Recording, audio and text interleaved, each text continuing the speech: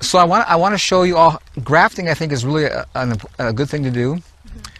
And if you look at books, they make it really hard. Got to have grafting paste, and you got to hold things together with pins, and it's really labor intensive. So I'm asking the creator how to graft. What he showed me was so awesome, and you'll never see this in a book, but I want to show it to you because it's so powerful and makes grafting so easy. Totally easy. Come over here because I have an example. You see this tree right here? This apple tree, you see this branch coming off by the ground? There's a piece of black tape on it.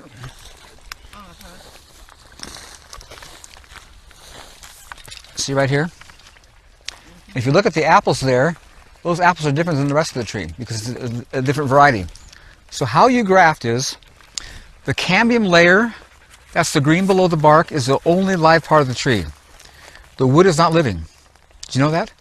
The center of the tree is not living, it's there for support. That's why you see trees with cavities, whole interior of the trees all gone, still living because the cambium's still there. So when you graft, you have to make sure the cambium on both pieces touch. And so what you do is you come with your saw and you cut off a branch you're going to graft into. You cut it straight across. And then you get your hand pruners and you go to the center and you split it. You crack it open. Then the piece you're grafting, you cut at an angle like this and you slide into that opening. And here's what you use: black tape. The electrical tape from Taiwan, not the US because it's too thick. That thin stuff will stretch, and you wrap tight with the tape. And what that does, it pulls everything into alignment so it's connected. And because it's wrapped with the tape, it's not going to move. It's not going to flux out of there. And because it's wrapped with the tape, it keeps all the air out so it doesn't dry out. And because it's black, when the sun hits it, it heals quicker. It's so awesome how it works. It's so simple. Black tape and the pruners you can graft all day long. It's so fun. So easy. And it's just, you know, it's just so cool. You come in and you see all these different colored apples in your tree because it's really cool. You know, keep adding new varieties. Does that help with pollination too? Exactly. Well, over here, this pear tree. That tree is quite old. You can see by the size of it, and it's never borne more than like 6 pears. It's a boss pear, and I'm getting frustrated. I says, man, this is taking up space and not producing. So what I did, I put my Claps favorite over there. That's that one right behind it. It's totally loaded with pears, and grafted into it. The second year after the grafting, the Holy Spirit was on me. He says, I want you to watch that graft. Pay attention, like he says, watch it. So that thing bloomed like crazy. That year, that tree was totally full of pears. And what he showed me was, you see, I got pear trees right there 30 foot away, but it takes a bee an effort to go from there to there. But being in the tree when the wind blows, cross-pollination covers the whole space. It was awesome. I'm like, wow. And so you can see in that tree, see all those shoots. I'm grafting all kinds of stuff in that tree because I want the thing to produce. You know, I get it, man. This works. You know, so it's so fun. So Paul? Yeah. So you've grown your tree for a few years, and then you have a branch that you want to graft. But where does that branch come from? From another tree? Another tree. Yeah. If you probably get rid of that other tree. No. Some friend you has a really cool apple variety. Like, wow, that is so good. Well, when you prune, could you save me a piece of wood? Yeah. Because I want that. Yeah. And you graft into yours. Okay. Yeah. You know, you've been to places that is such a good apple. Well, find out where it came from and get some cyanwood, because you can have it. You can have that develop in your place. Do apple branches always need to be grafted into an apple tree? Apple to apple, pear to pear. God is not into confusion. I'm serious. It's we don't order. Have trans trees. It's ordered. There's an order in nature, and you're not going to violate it. And you need to know if the branch that you're grafting on will pollinate the others, because they don't all pollinate each other, right? You know, I haven't found that to be an issue. I don't even know who pollinates what, but man, I get tons of fruit everywhere. Oh, okay. And I don't even pay attention. You know, I think so much of it they want to make it more complicated than it is. You know, you got to have this right. Man, I just plant stuff, you know, and it just grows and does well because it's supposed to.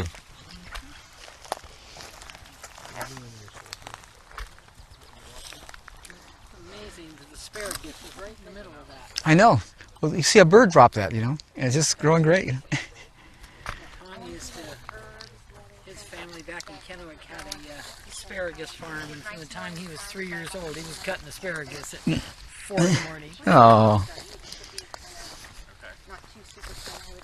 Yeah, asparagus is really potent food. It's so nutritious because it has such a deep root system. So is there anywhere where you can find 100% organic, or is that nothing to be found? Yeah, you know where you find it is by doing it yourself. Yeah, I guess. Because you see, they've changed all the rules. Once it's grown, whatever the producer wants to do afterwards is okay.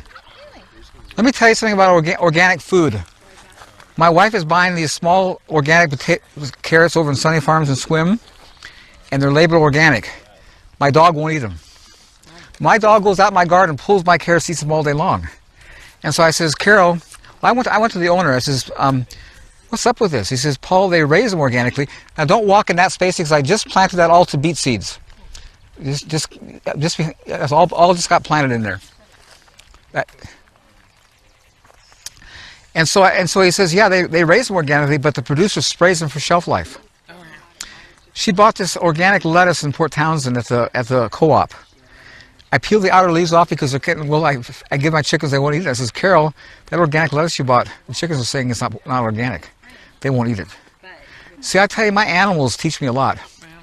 Let me tell you something about animals that have over on us. See, animals have instinct. They never let their instinct override their brains. Do you hear me? They never let their instinct override. Where we have spirit, we also have brains, but we let our brains override our spirit. And we make a lot of stupid mistakes. But animals are amazing. They're totally run by instinct, which is totally correct, accurate. And they never make a mistake. They know what's safe to eat. Oh, how we're full. Yeah.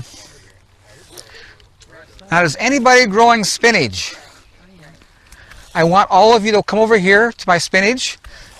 Pick it on the left side. Don't do it because I just planted it. But I want you to notice the size of those leaves. How big they are and how dense they are. Because I don't think you've ever seen spinach like that.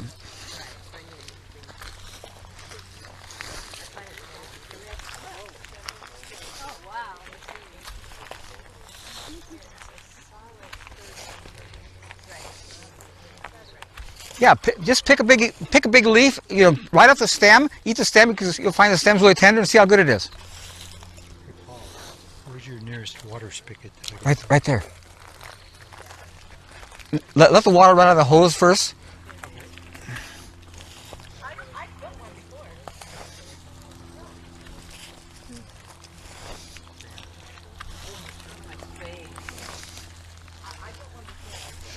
You see this? Here you're planting closer this year. Yeah. Well, see, I used to plant 3 feet apart because my road flow get through. I'm thinking like, why don't I do that anymore? Why do I need all that space? I can go walk in a smaller space, and so. Yeah, come, pick a leaf of that and see how good it is. And look at the density. It's not thin. What's the variety of that? What's that? What's the variety? It's called Olympia. Olympia. Okay, so what is it meant to be that big, or you just grow so big here? I just think it's called nutrient density. If you're eating well, you're going to grow big. I mean, you can't help it. Yeah. It's so good. Yeah, go pick a nice big leaf and just see how good it is. It's really nice flavor. Sweet. Wow.